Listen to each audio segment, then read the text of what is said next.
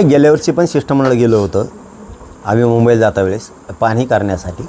यावेळेसही चाललं आहे सामुदायिक शिष्टमंडळ आहे राज्यातल्या मराठा समाजाचं. ते जाऊन पाणी करण्यात व्यासपीठ कुंकट ठेवायचं आमरण उपोषणाचं. टँकरं येणार आहेत आम्ही पाण्याचे ते कुठं लावायचे. छत्रपती शिवाजी महाराजांचं पार्क बघणार आहेत.